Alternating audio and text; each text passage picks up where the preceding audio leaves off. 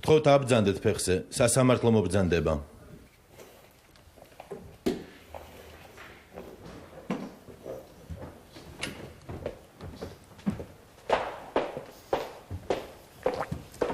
მოგესალმებით, გთხოვთ დაიკავოთ ადგილები.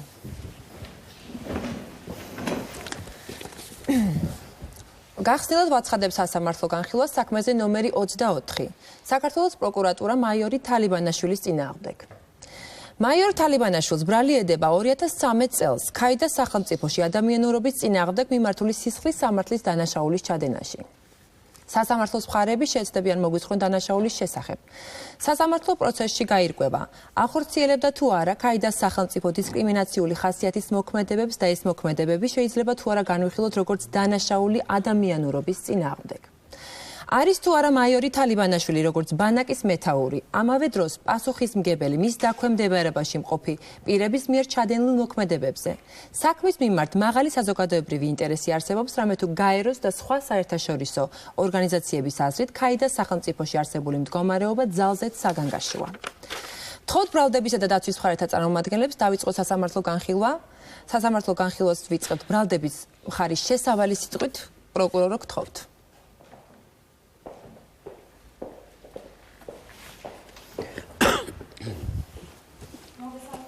გახლავართ ნანა მაისურაძე და ამ საქმეზე მხარს უჭერს სახელმწიფო ბრალდებას.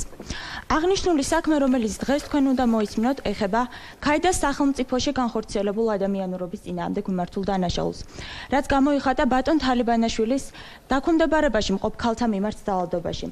2013 წლიდან ქაიდაში მიმდინარეობდა შეიარაღებული კონფლიქტი, სადაც სახელმწიფო ებრძოდა ქალთა დაჯგუფებას ალ-ბაიდას. მათ გადაყავდათ ამ ორგანიზაციის წევრები და მათი მომხრეები სპეციალურ ბანაკებში. ერთ-ერთი ასეთი ბანაკის მეთაური იყო მაიორი თალიბანაშვილი. შეგახსენებთ, რომ თალიბანაშვილი არის საქართველოს მოქალაქე, შესაბამისად, საქართველოს სასამართლოებს აქვთ უფლებამოსილება მის გასასამართლებლად.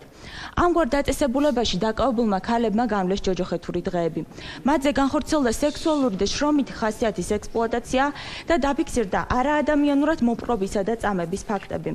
ჩვენს მიერ წარმოდგენილი მტკიცებულებები გიჩვენებთ იმას, რომ თალიბანაშვილმა არ მიიღო სათანადო ზომები, რომელიც მას ევალებოდა როგორც პასუხისმგებელ მეთაურს. კერძოდ, მან არ დამსაჯა დამნაშავე, ქალთა ძალადობაში მხილებული ჯარისკაცი და შემოიფარგლა მისი მხოლოდ ბანაკიდან გადაყვანით.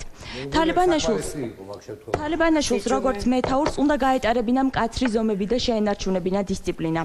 დაცვის მხარე შეეცდება მის გამართლებას, თუმცა ჩვენს მიერ წარმოდგენილი მტკიცებულებები და ფაქტები ნაცვლად დაგანახებთ იმას, რომ თალიბანაშვილმა თავისი უმოქმედობით ჩაიდინა საქართველოს სისხლის სამართლის კოდექსის და რომის სტატუტით გათვალისწინებული დანაშაული. გმადლობთ. თუ დაასრულეთ, შეგიძლიათ დაბრძანდეთ. მადლობთ. ახლა დაცვის მხარეს ვთხოვთ შესავალი სიტყვით მოგმართოს. მოგესალმებით, მე ვარ ადვოკატი გიორგი მეტრეველი და ამ საქმეზე წარმოვადგენ დაცვის მხარეს. დღეს ჩვენ განვიხილავთ საქმეს, რომელიც ეხება სამართლიანობისათვის მებრძოლ მაიორს, რომელიც თავად გახდა უსამართლობის მსხვერპლი. დაცვის მხარი არ გაურბის იმ ფაქტს, რომ ქაიდას სახელმწიფოში ქალთა მიმართ უფლებების კუთხით საქმე მართლაც რთულადაა, თუმცა ეს განპირობებულია ძველი ტრადიციებით. 2013 წელს ხელისუფლებასა და შეიარაღებულ დაჯგუფება ალ-ბაიდას შორის მიმდინარეობდა შეიარაღებული დაპირისპირება, რომლის დროსაც ჯარისკაცებმა დააკავეს ალ-ბაიდას წევრი და მისი მომხრე ქალები და გადაიყვანეს დროებით თავშესაფარში, რაც ომის კანონებს არ ეწინააღმდეგება. ერთ-ერთი ასეთი ბანაკის ხელმძღვანელი იყო საქართველოს მოქალაქე მაიორი თალიბანაშვილი, რომელიც საკონტრაქტო სისტემის საფუძველზე მოღვაწეობდა ქაიდას შეიარაღებულ ჯარებში. იგი ცდილობდა ბანაკში დისციპლინის დაცვას, თუმცა ობიექტური მიზეზების გამო მაიორს ბანაკიდან 2 დღით წასვლა მოუწია, რითაც სამწუხაროდ ისარგებლა მისმა მოადგილე პადილამ და იძალა ქალებზე. მაიორი ამ დროს ბანაკში არ იმყოფებოდა, შესაბამისად იგი ვერც წაახალისებდა ამ დანაშაულს და ვერც უშუალო მონაწილეობას მიიღებდა მასში. ბანაკში დაბრუნებისას მაიორმა აღკვეთა ეს უსამართლობა, დააკისრა პადილას დისციპლინარული სასჯელი და გადაიყვანა იგი სხვა ბანაკში. ამის შემდეგ მაიორის ბანაკში ძალადობას ადგილი არ ჰქონია. ბრალდების მხარე წარმოგიდგენთ მხოლოდ დაუდასტურებელ ეჭვებს და არა ნამდვილ ფაქტებს, რაც რეალობას ამახინჯებს. ჩვენ კი თავის მხრივ წარმოგიდგენთ მოწმეებს და მტკიცებულებებს, რომლებიც დაამტკიცებენ, რომ მაიორი უდანაშაულოა და მას არ დაურღვევია არც საქართველოს სისხლის სამართლის კოდექსი და არც რომის სტატუტი. იმედი მაქვს, განაჩენი იქნება ერთადერთი სამართლიანი და შესაბამისად გამამართლებელი. მადლობთ. მადლობთ. დაბრძანდით და დარბაზში ვთხოვთ ბრალდების მოწმეს ქალბატონ გვანცა დარასელიას.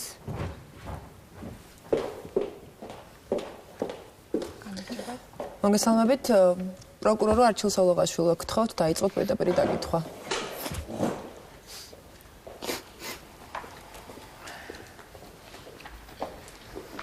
გამარჯობა, მოგესალმებით პატივცემულო მოსამართლეებო, პატივცემულო საზოგადოება, ქალბატონო და წარუდგინეთ თქვენი თავის ასამართლოს. მე ვარ გვანცად არასელი, 25 წლის დასაოჯახებელი. და რა გაკავშირებთ შეიარაღებულ დაჯგუფება ალბაიდასთან? არაფერი, არც შევდივარ ამ დაჯგუფების წევრთა რიცხვში და არც მხარს არ ვუჭერ. ნუ არაფერი არ იცის როგორ ჩანს და მოწყვეტ. გვიანბეთ რა მოხდა 2013 წლის 21 სექტემბერს? 21 სექტემბერს მე დამაკავეს ჩემსავე სოფელში სხვა თანასოფლელებთან ერთად. და როგორ გექცეოდნენ?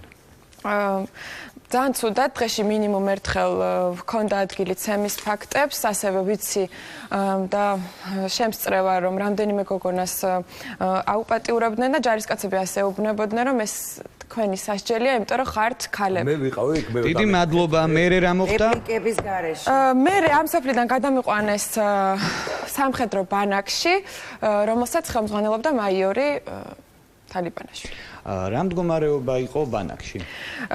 ჩემს გარდა ამ ბანაკში ყავდათ კიდევ 7 ქალი და ისინიც ამბობდნენ, რომ აქ იყო ბევრად უფრო კარგი ვითარება, ვიდრე სხვა ბანაკებში, იქ უფრო მძიმე მოპყრობის ფაქტებს ჰქონდა ადგილი, თუმცა კარგად იყო ყველაფერი, სანამ გამოჩნდა პადილა ამ ბანაკში. რატომ? ძალიან ცუდად გვექცეოდა, ფაქტობრივად ჩვენ არ გვქონდა საჭმელი, გვაშიმშილებდა და როგორც უკვე გითხარით, ძალადობდა ქალებზე. და თქვენ რა მოიმოქმედეთ ამ ფაქტების გამო? ჩვენ გადავწყვიტეთ და ვთხოვეთ მაიორს თალიბანაშვილს, რომ შეგვხვედროდა და ყველაფერი დეტალურად მოგვეყოლა, თუმცა 2 დღის განმავლობაში ის არ იმყოფებოდა ბანაკში და როდესაც დაბრუნდა, ჩვენ შევძელით მასთან შეხვედრა და მოგვისმინა პირობა მოგვცა, რომ ესეთ ფაქტებს ადგილი აღარ ექნებოდა და ჩვენ უკეთესად ვიქნებოდით. ესე იგი შეასრულა თალიბანაშვილმა პირობა? დიახ, ჩვენს მიმართ ძალადობა შეწყდა, მაგრამ იმ საშინელი დღეებში ვინც იყო დამნაშავე, სამწუხაროდ ის ადამიანი არ დასჯილა ამ ყველაფრის შემდეგ. კარგი, მადლობთ პასუხებისთვის. მადლობთ. დიდი მადლობა, გთხოვთ დატოვოთ დარბაზი. მადლობთ. მოვისმინოთ მოწვევის ჩვენება, ახლა კი ვთხოვთ პროკურორს დასკვეთი სიტყვა წარმოთქვას.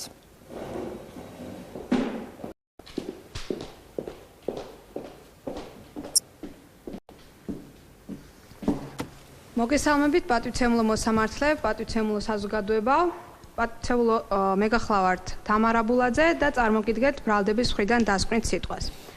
პატივცემულო მსაჯულებო, თქვენ გაეცანით როგორც ჩვენი ბრალდების, ასევე დაცვის მხარის პოზიციებს და არსებული ფაქტები მიუთითებს, რომ ქაიდას სახელმწიფოში განხორციელებული დანაშაულებრივი ქმედებები ნამდვილად იყო ადამიანურობის წინააღმდეგ მიმართული. და ამ დანაშაულისთვის ბრალდებულია მაიორი თალიბანაშვილი, რომლის როგორც მეთაურის უპასუხისმგებლო საქციელმა გამოიწვია არაერთი ქალის უფლებების დარღვევა. სამოქალაქო ომის პერიოდში ქაიდაში 10,000-ზე მეტი ადამიანის, კერძოდ კი ქალების უფლებები მასობრივად დაირღვა. მათზე განხორციელდა შრომითი და სექსუალური ხასიათის ექსპლუატაცია და ამასთანავე დაფიქსირდა წამების ფაქტებიც. ამ ყველაფერს წინ უძღოდა ქალების დისკრიმინაცია და მათი მოქალაქეობრივი უფლებების ხელყოფა. აღნიშნული დარღვევები განსაკუთრებით მძიმე ხასიათს ატარებდა სამხედრო ტყვეთა ბანაკებში. ბრალდებამ წარმოგიდგინეთ არგუმენტები, რომელიც მოწმობს, რომ თალიბანაშვილის დაქვემდებარებაში მყოფ ბანაკში სწორედ ტყვე ქალების მიმართ განხორციელდა ძალადობა. ამის აღნიშნული საპასუხოდ კი თალიბანაშვილმა არ შეასრულა მისთვის დაკისრებული მოვალეობა, როგორც მეთაურის პასუხისმგებლობა, მიეცა დამნაშავე პასუხისმგებისათვის. კერძოდ მან მისი მოადგილე პადილა უბრალოდ გადაიყვანა სხვა ბანაკში და არ მიუცია სამართალდამცავი ორგანოებისათვის. მოწმეთა ჩვენებებიდან და საქმეში არსებულ ფაქტებთან დაკავშირებით დაცვის მხარე ეცადა, რომ ეჩვენებინა თუ რა ჰუმანურად ეპყრობოდა თალიბანაშვილი ტყვე ქალებს სამხედრო ბანაკში უზრუნველყოფთა საკვებით და სხვადასხვა ჰიგიენური საშუალებებით. მას უშუალოდ არ დაურღვევია დანაშაული და ასე შემდეგ. მაგრამ ქალბატონებო და ბატონებო, ბრალდების მხარე შეგახსენებთ, რომ სამხედრო ტყვეთა ბანაკში ქალების მიმართ კეთილი და ჰუმანური მოპყრობა წარმოადგენდა თალიბანაშვილის უშუალო ვალდებულებას მისი სამსახურეობრივი ვალდებულებებიდან გამომდინარე ომის წესებისა და კანონების გათვალისწინებით. შესაბამისად ის მოქმედებდა თავისი ვალდებულებების ფარგლებში და არა რაიმე მორალური ფასეულობების თუ პირადი მოტივების გამო. პატივცემულო მოსამართლე მე ღრმად მწამს სასამართლოს ობიექტურების ჯერა რომ განაჩენი აღუდგენ სამართლიანობის განცდას ყველა იმ ქალბატონს, რომელსაც მიაყენეს ფიზიკური და მორალური ზიანი და ის განაჩენი, რომელსაც დღეს თქვენ გამოიტანთ, იქნება მაიორი თალიბანაშვილისთვის გამამტყუნებელი. მადლობთ. მადლობთ. გთხოვთ. სიწყნარე.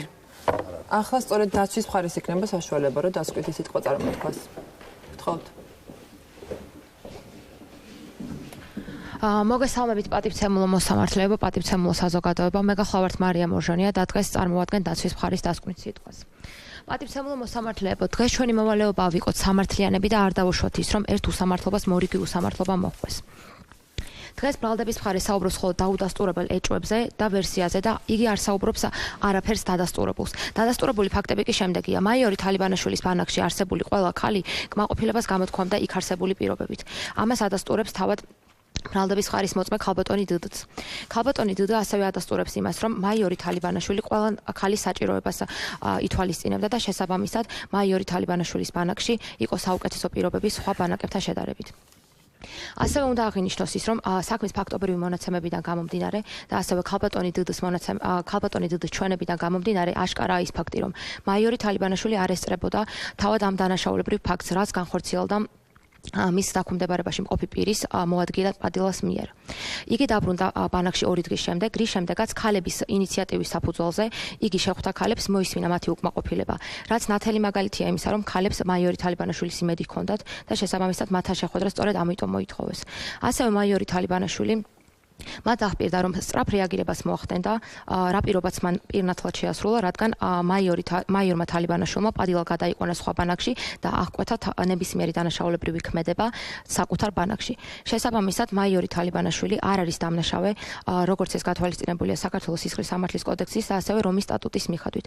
ასევე ბრალდების მხარემ არ შეიძლება თქვას ის, რომ მაიორის მოადგილე პადილა არ იქნება დასჯილი, რადგან სასამართლოში აუცილებლად გადავა ეს საქმე და სასამართლოში აუცილებლად მოხდება ამ საქმის გარკვევა, რადგან ქაიდას პრეზიდენტმა შიბუმ სამართალდამცავ ორგანოებს მიმართა, რათა გამოძიება წარმოებინათ შესაძლო დანაშაულებრივ ქმედებებთან დაკავშირებით. ეს კი გვაძლევს საფუძველს იმისა, რომ მამტკიცოთ პადილას მიერ ჩადენილი დანაშაულებრივი ქმედება აუცილებლად დასჯადი იქნება. სწორედ ამიტომ დაცვის მხარემ თქვენ წარმოგიდგინათ უტყუარი მტკიცებულებები და ჩვენ ვიმედოვნებთ, რომ ამ უტყუარი მტკიცებულებების საფუძველზე თქვენ გამოიტანთ ერთადერთ განაჩენს და ეს განაჩენი იქნება სამართლიანი და შესაბამისად გამამართლებელი. დიდი მადლობა. მადლობა მოხსენებისთვის. მადლობთ. მოსამართლე გადაწყვეტილების მისაღებად დღევანდელი სხდომა კი დასრულებულია. მადლობთ. დიდი მადლობა კოლეგებო. მე მგონი საკმაოდ დამაჯერებლად გამოგვივიდა ეს ყველაფერი და გილავთ ალბათ. ბრავო. ამ პროცესს პოლიტიკური სარცული უდეს. მოკლედ ეს არ არის დანაშაულებრივი ლაპარაკი. ყველა მაკებს და ვერ გავიგე მე ხა მართლა რა. ძალიან ცუდად იქცეოდი. აქ ზომას არავის ეს მოგვეწონა მე და საკმაოდ დამაჯერებელი იყო ჩვენი იმიტირებული სასამართლო პროცესი, რასაც მოწმე ასე ოჯახებელი 25 წლის დუდუ. არიცი რაშია საქმე რატო ადამიანს ღუპავთ ფაქტობრივად მოკლედ ზენანდილეში რა განაჩენი გამოუტანეს მაიორ თალიბანაშვილს ამას და მე როგორც მოწმე გეტყვით